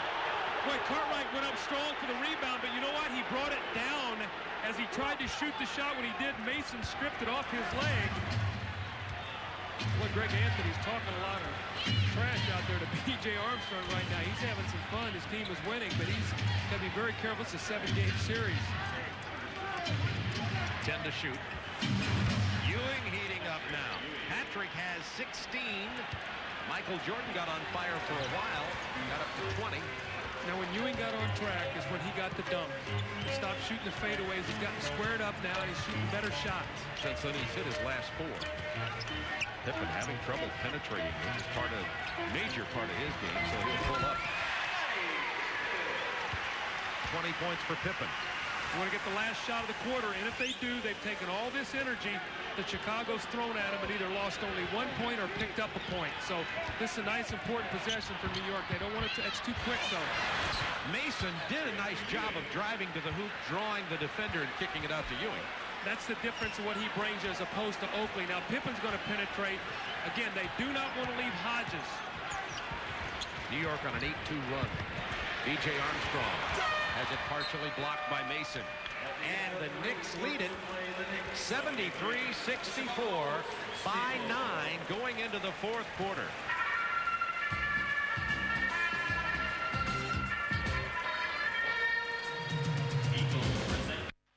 Beautiful downtown Chicago. They're stunned here at the stadium right now. Bulls down by 9 going into the 4th quarter. Well, New York maintained their composure. Pat Riley took a couple timeouts. Bulls got to within 1, never could get the lead. Ewing got a dunk, and then he got 3 square-up jump shots where he got a good look at it. He was not fading away. The bench has really been the story. Now, I don't want to bring back anything. I know Kevin Lockery is back listening, but against Miami, Jordan and Pippen combined for 69 points a game. They scored 207 of the 352 points, which is 59% of the Bulls' offense. Tonight, they have 63% of the offense. The rest of the team has only 24 points. So we'll have to wait to see what happens. Horace Grant 6, Cartwright 6. Paxson does have 12. The bench has not scored. And Chicago only 6 of 9 after trailing going into the 4th quarter. Ewing leaning in.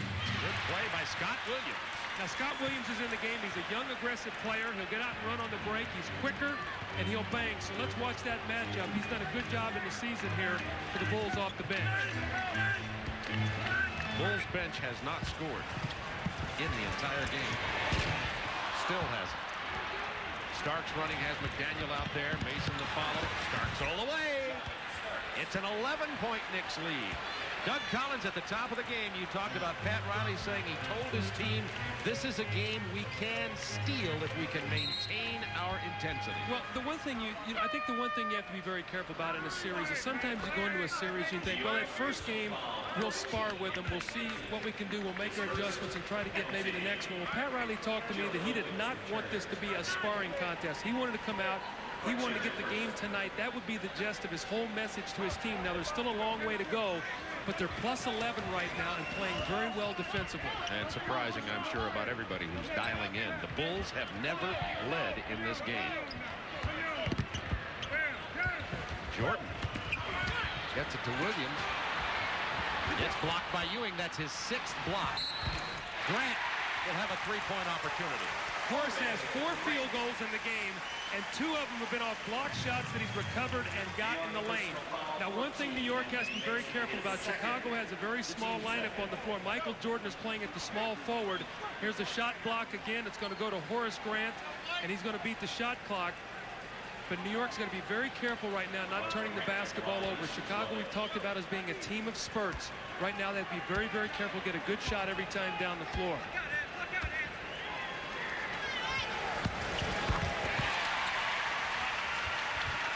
Patrick Ewing came up with 12 points in that 3rd quarter to keep the Knicks lead up there, and now they lead it by 8 with 10:42 to go in the game. Ewing hard to the hoop that time. Chicago is not double teaming him. They're allowing him single coverage to see if Phil changes that. If they're going to go to him late in the game, I do not think there's anybody individually that can stop Patrick Ewing down there. They're going to have to get the ball out of his hand. Ewing has 20 points. Scott Williams scored. The first points of the Chicago bench of this ball game come with 10:15 to go in the 4th quarter. And if we'd have taken a lottery, I guarantee you no one would have chosen that they would have been by Scott Williams. And Ewing's feeling it, so he'll make that a local shot there. He's feeling it. No, he's stepping off the lane. Again, that one dunk got him going. Knicks by 10. Posting up Scott Williams. Wilkins doing a great job defending Jordan without the ball. Ewing called for the foul. Good job by Williams there. See, I like Scott Williams. He's a young player with a strong body. He's had shoulder problems. He would have been drafted higher out of North Carolina, and he had a lot of injury problems. He was not drafted. Chicago jumped all over him as a free agent. And I think he's going to be a young player that's going to have a very bright future with Chicago.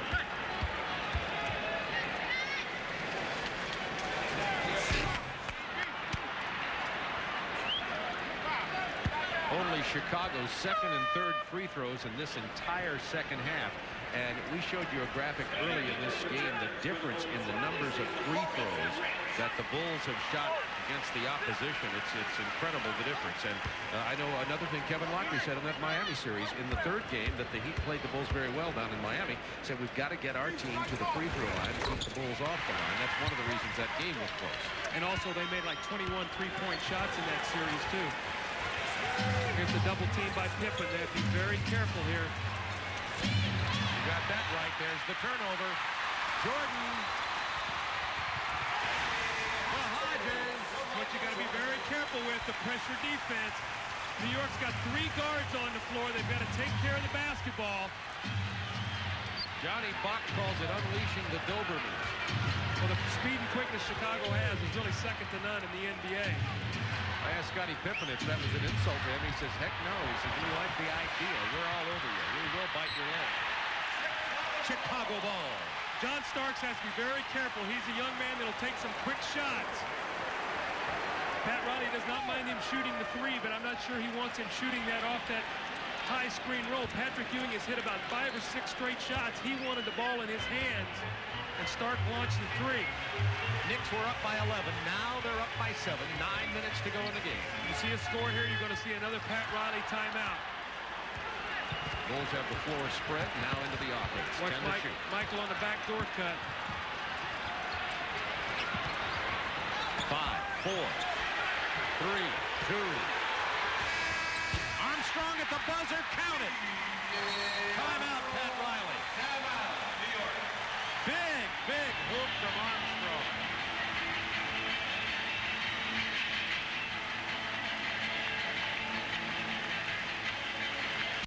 Time for Dutch Boy in the paint. Points in the paint, New York with 30, Chicago 16. Ewing, of course, contributing already 20 of those points. And 6 block shots. Pippen getting a little work on that ankle. We saw him turn it earlier in the ballgame when he stepped on Xavier McDaniel's foot. How about this? The Bulls bench scored the last 7 Chicago points after scoring no points in the first 37 minutes of the game. Well, you think about it, Hodges got a layup, Scotty Williams got a little jump shot, and B.J. Armstrong with a buzzer-beating shot there at the shot clock went off. So, again, very important right here. New York's got to take care of the basketball. Chicago feeds off this crowd and off turnovers for easy scores. Patrick Ewing resting right now, taking a little bit, so we'll have to see what he's doing now. What the Knicks will do with him on the bench. We got McDaniel posted up against Grant. Tough shot, turn around. Grant bothered that shot. Big play by Scott Williams. I think you're going to see him right back in the game. With one possession, and Ewing's going to come right back in the game. Oakley trying to defend Scott Williams. Now they're putting Grant down the post. Jordan looking for the screen. 8 seconds to shoot. Outstanding Knicks defense. And again, Michael Jordan in the post. It's a nightmare. 3 seconds to shoot. Oakley pulls down the defensive rebound. Knicks by 5. So motion game. Starks and McDaniel the scores. Maybe Gerald Wilkins taking the ball to the basket, although he's got Michael Jordan playing him right now. 7 to shoot. Starks goes for the 3. So he takes those quick shots. B.J. Armstrong pulls up. He doesn't get it either. Starks the rebound. I think you're going to see Paxson back in the game here pretty quickly, too. B.J. with a quick shot. I don't think Phil Jackson liked that one. Knicks by 5, 7:20 to go in the ballgame. Coming up after this one, Phoenix at Portland. Ron Cooley, Bruce Gibbons have it for you. Wilkins left alone from 18. Well executed. They just couldn't make the shot. Again, the weakness of New York is a perimeter game. And all this is going on now. Patrick Ewing is sitting and watching. Jordan posted against Starks. The double clutch. Jordan goes to the line. Ewing back into the game. He sat for 3 possessions there, one that they had the ball, then Pat Riley tried to get him back in the ball game. They had the ball 3 times before he could get back into the game. Again, Michael Jordan in the post. 14 fouls now in New York, so they'll be in the penalty for the rest of the way. We'll have to keep our eye on the free throw shooting.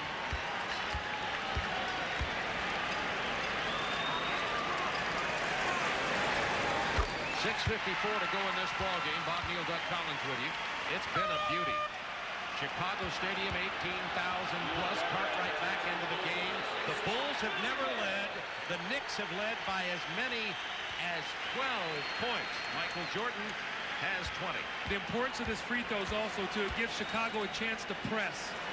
If Michael makes this, I think you're going to see the pressure come up the floor. Jordan's been to the line only 4 times. We might expect to see him going to the line more this next 7 minutes. Absolutely. Now you got Anthony in the ball game also, too, instead of Mark Jackson. Anthony played well. Let's see if he can take them to the finish.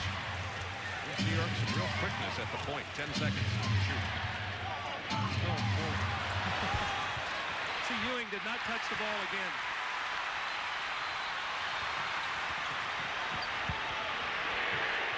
B.J. Armstrong with the ball fake. And he drains it through. And it is a 1-point Knicks lead. Chicago on a 9-0 run. Well, Patrick Ewing just yelled at Greg Anthony, get me the basketball. Anthony that time dribbled it, ended up taking the shot. Ewing wants the ball. Cartwright saying no thank you. Look at that battle going on. Ewing pushed away from the block. There's the double. You knew they were going to change their defense. They're going to start doubling Ewing. Jordan with the rebound. And he's fouled.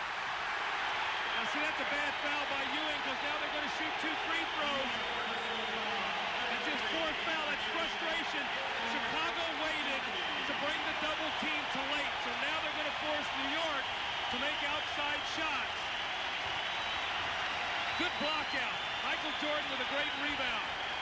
And instead of getting back defensively, Ewing gets his hand in there. He and Oakley, and Ewing is called with the foul. So Chicago, if Michael makes these 2 free throws, will take their first lead of the game. We're talking about Jordan to the free throw. He's been averaging 45 points a game in the 3 games against Miami. Had 56 in game 3, distorting that average a bit. Well, he just barely got that one to fall. But that's close enough. This game is tied for the first time since it was tied at 16-16. Chicago has their starters back on the floor. Paxson has just come in for B.J. Armstrong. New York goes with Starks, Jackson in for Anthony, Ewing, McDaniel, and Mason. So they have 2 of their bench players. Starks, a better defender. Mason, a little more speed and quickness than Oakley. The Bulls lead for the first time.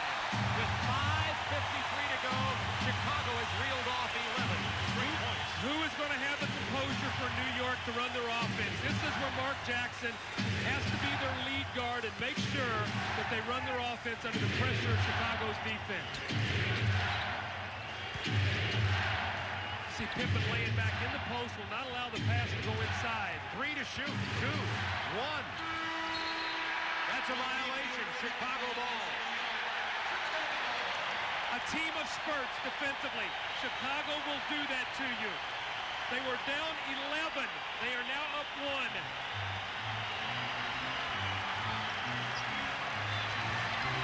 See, it's going to be tough for New York defensively here because every foul is 2 free throws. This is why you've got to stay out of the penalty. Because you know Michael Jordan is going to try to get contact and get to the line. Like right now.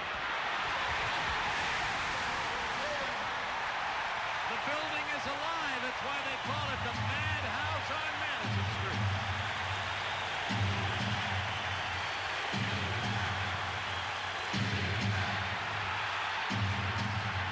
New York with 6 straight scoreless possessions, and now the foul will be called on Michael Jordan. That's their first team foul. See, so they're swarming like crazy right now. They can gamble. They can go for steals. They've got 3 more of those to waste in the next 2 minutes and 50 seconds before you go into the penalty. Pat Riley gets another timeout. The Bulls lead by 3.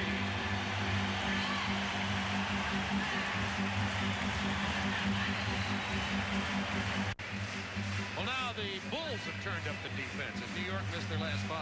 Well, they've shot 3 for 10 in the fourth quarter. They have 3 turnovers. So right now, when you look at this, 3 points or less, the Bulls 7 and 8 on the season. 10 points or more, 44 and 4, and you can feel the Bulls surging. Michael Jordan knows they're in the penalty, so what am I going to do? I'm going to take it to the basket. Somebody's going to foul me, or I'm going to be a contortionist. I'm going to jump sideways, kiss it off the glass, and get the score. Knicks had led 79-74, you might remember. They now trail 82-79. They haven't scored in about 5 minutes. See what's going to happen, too, when Ewing touches the ball. They're going to make a strong double team on him. They're going to get the ball out of his hands. 8 to shoot. McDaniel, powerful move. Pippen with a block. 5 to shoot, and now Chicago foul. Daniel down across court right. Defense wins championships, and Chicago has played a very sluggish game for 3 quarters. Give New York a lot of credit. They've executed, they've done well, but as Chicago has cranked up their defense, New York has not been able to get a good shot. They're now 3 for 11 in this quarter with 3 turnovers. So Chicago's defense taking over here at home behind this big crowd. Looking for Ewing against Cartwright. That's the first good possession they've had. They got in the ball before the double team could get their excellent position. Great pass. Bulls by 1. Be aware of Michael. Now, I told you he's setting up Starks for the backdoor play, too, so that's going to come before this night's over. 10 to shoot. 8. 5.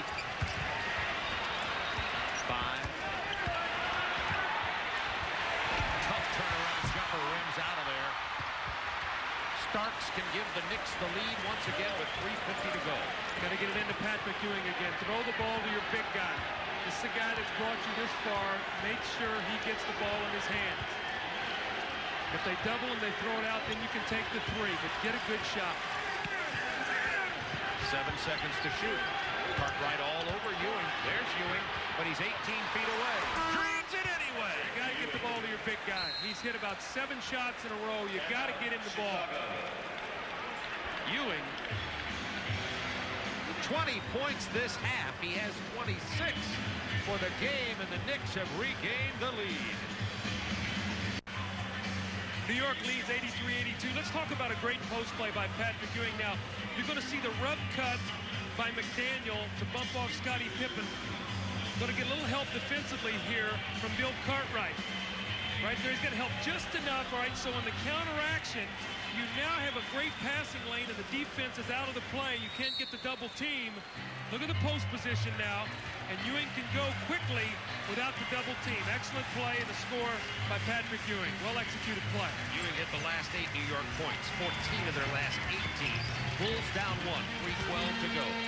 Michael Jordan, classic spin moves and fadeaway jumper. Jordan has 28. See if they go back into Ewing. Now, they like to run screen roll or behind the bounce backs to Ewing on that play. Jackson didn't make it that time. Bulls by 1. What a game we've seen here in Chicago Stadium tonight. Remember, Chicago only 2 team fouls. The foul before the shot attempt as Starks took it on the drive with only 3 seconds on the shot clock. Jordan's 4th personal. And the 3rd team foul for the Bulls. Knicks in the penalty already.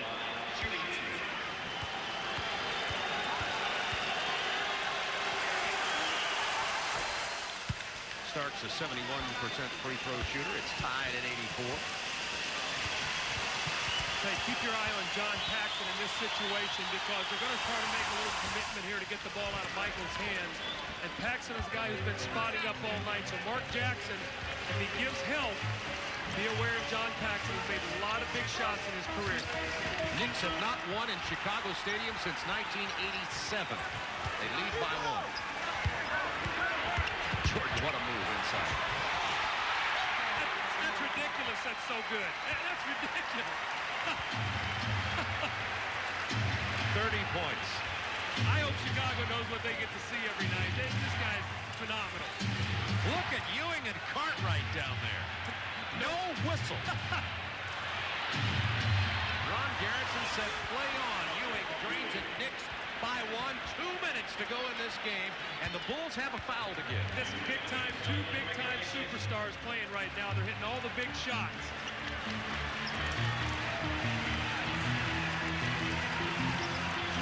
Ewing has hit his last 5 shots, 10 to shoot. See, the tough time is you got to play Michael Jordan without fouling him. If you do, there's Paxson, what I'm telling you right there.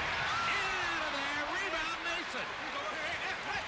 The Knicks by 1 with 1:36 to go. This Chicago Stadium crowd on the edge of their seat. Better get the ball across. You've only got a second. Whoa.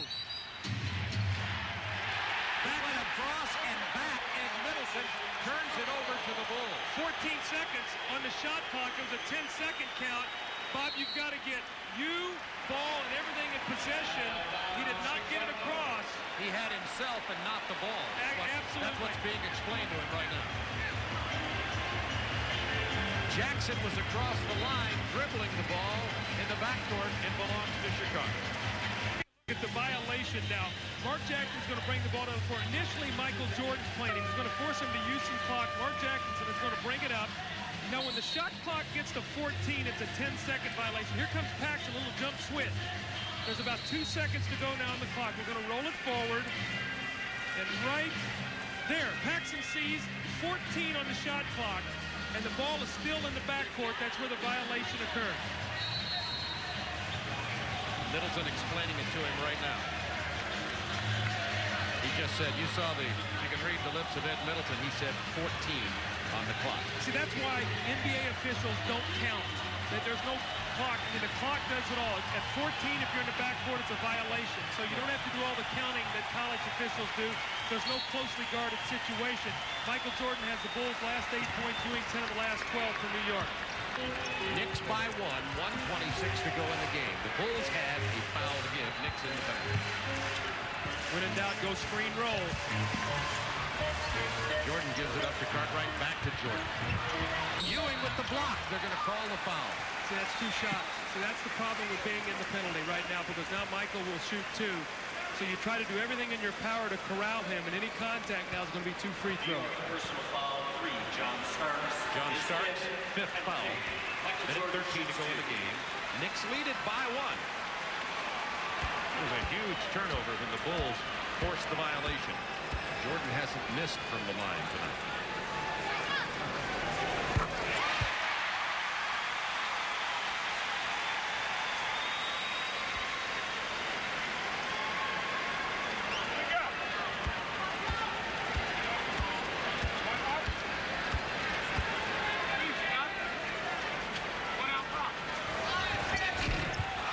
Till then, Chicago 7 of 9 from the line. The Knicks have shot only 2 free throws, and we're tied at 87.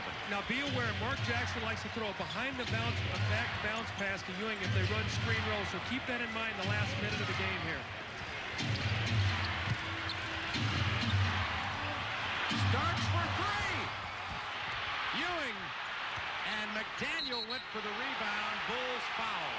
That's all right. That's only 4, so they've still got sideline out of bounds. It'll be a new shot clock. Tied at 87, 48 seconds remaining. The next time the Bulls foul, the Knicks will go to the line. Big offensive rebound by Xavier McDaniel. He's been quiet here in the second half.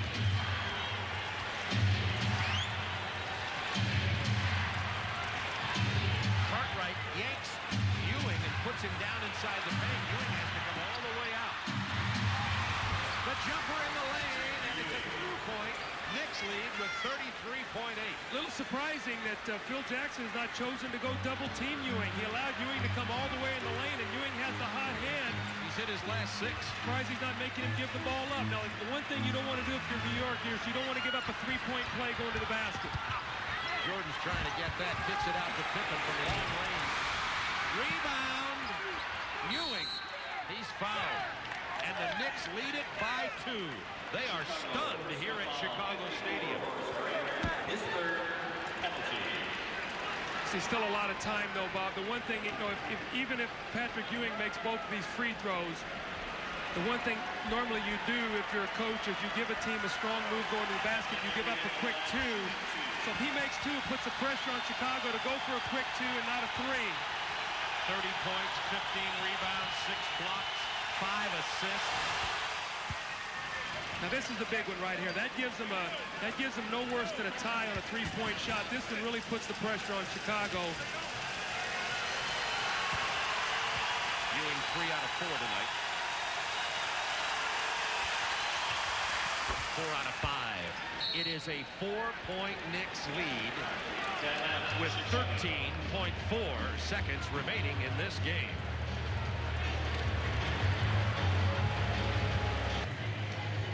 Bob, this is the play that Ewing actually took the lead. And here's what I'm a little surprised about. Michael Jordan is right here in this position right here. And normally, this is such a great trapping area. All right? As Starks goes away, I'm surprised Michael didn't trap this, but he doesn't. He starts and he leaves. And now this gives Ewing the lane. Boom. And Pippen right here can't get there soon enough. So the big fella squeezes through there and gets the score.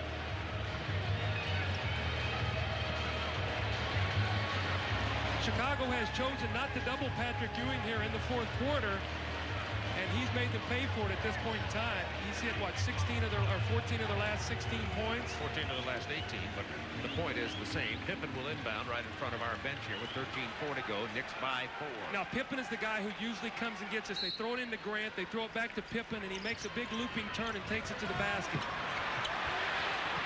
Jordan shoots the air ball. Pippen got it. Knowing Jordan, it may have been a pass. Got to get the ball in bounds. Foul on Chicago, 4.1 seconds. It's a 2-point game. Horace Grant commits the foul. Jackson will go to the line. It's the same position Mark Jackson was in Game 3 in overtime against Detroit. They were up 1 at the time. He steps up there and makes 2 to put them up 3. They now are up 2. If he can get 2 free throws here right now, he's got a chance to ice this game for the New York Knicks. Jackson 3 for 4 from the line. Big free throw. 3-point Knicks lead. This one is the big one. Yeah, because what it does, it takes the pressure off of even if a guy shoots a 3, you don't have to worry about taking a foul. So this is the money ball right here. Ewing gets the offensive board. He is fouled with 1.1, and the Knicks have the 3-point lead. Well, Chicago did not check off on the rebound. Ewing went over the top and tipped it to himself. Ewing's 16th rebound of this game. He has 30 points to go with his 6 blocks, 5 assists, and now steps to the line. Well, he needs to make one before this game is over. This game is not over yet. It is now. It is now. So Ewing has, correction, 33 points. Coming up right after this one, Ron Thule and Goose Gibbons will have the Suns at the Blazers from Portland. Bob, let me say something about this game tonight. You got to give New York all kinds of credit. Remember we talked about it being the steal game, the game you come in off emotion. Let me tell you something about Chicago. Chicago had breezed through this season, 67-15, really no adversity, really no injuries. They beat Miami 3-0. They've had 7 days off. All they've read about the last week is they're going to beat New York 4 straight. This sends a wake-up call that for them to repeat, it's going to be harder. People are not going to give them anything. They're going to have to work to earn it. New York is going to make them play tough. The Bulls have been held to only 89 points in this ballgame. 94-89. The last time the Knicks won here at the Madhouse on Madison was March 6, 1987. They won that game by only 1 point. Well, let me give you something. That game, though, I was coaching. Juwan Oldham goaltended that last shot. We won that game. The record book is wrong there. Now that's in-depth reporting. Thank you very much. Scratch that off. So it was even prior to that. That's right. I mean, that's a wrong score. Well, the Bulls have to get 5 quick points here in 1.1 seconds. I think you made the right comment that it's a 3-point shot by Armstrong. It doesn't go. The Knicks with a 5-point win. 94-89. Knicks over the Bulls. Jordan held to 4 points in the first quarter. The Bulls 38 points in the first half. And we talked at the beginning of the ball game about Patrick Ewing being the man for the New York Knicks, but Doug Collins pointed out that a man who would have to come up big in the matchup tonight would be Xavier McDaniel, the X-Man. He rebounded offensively very well in the series against Detroit and came in here particularly early in the ball game and did an outstanding job of rebounding. Also an excellent job defensing Scottie Pippen tonight. And the New York Knicks have taken a 1-0 lead. First question for you, sincerely, are you surprised you got this game at Chicago Stadium? Well, not really. We knew what we had to do, and that was get on the board, play tough defense, limit Scottie Pippen and Michael Jordan with some of the things they can do. We didn't want Michael Jordan to come in and get 45, 50 points, Scottie Pippen get 30. You know, what we want to do, at least keep them in the 30s and then shut down everybody else, not let Hodges and a lot of the other role players get a lot of points. Now, it's easy to say that in terms of preparing for the game. How did you execute it? Well, you know, we're a defensive-minded team, and I mean, all year it's been the defense for us, and tonight it haven't been the offense. I mean, we got into them, and we played a lot of tough defense, got a hand up, and anytime you get a hand up in guys' face, they tend to shoot less. X, a couple questions here. Okay, first of all, knowing Pat Riley the way I do, in the last time out, did he tell you guys when you leave this floor not to act like you've just run the world championship, that you got more work to do? Because I saw a different New York team leave. Not a lot of celebrating, but one that realizes a whole lot more work to be done. Well, we know it's 3 more games in order to clinch it. So it's a long series, and so we didn't want to celebrate because sometimes we come back and backfire. We can do that, you know, after we get the 4th win, and you know, then that's when it's time to celebrate. Were you surprised that when Patrick got going, they didn't double team him and trap him and take the ball out of his hands and allowed him to go one-on-one and have the big 4th quarter? Well, I think, you know, in the first half, they was doubling Pat. And what me and Oak was doing was just, it was 2-on-1. And Pat was able to hit us a lot. And I guess in the second half, they changed it up. I wasn't able to get a lot of layup dunks like I did in the first half. But what we did was, you know, the big fella got hot. And once Pat get hot, he's almost unstoppable. Xavier McDaniel, excellent job tonight. The New York Knicks steal one. That's what Pat Riley said. We can steal the first game. Well, they did. 94-89. The Bulls with their first loss in the playoffs here in 1992. Back to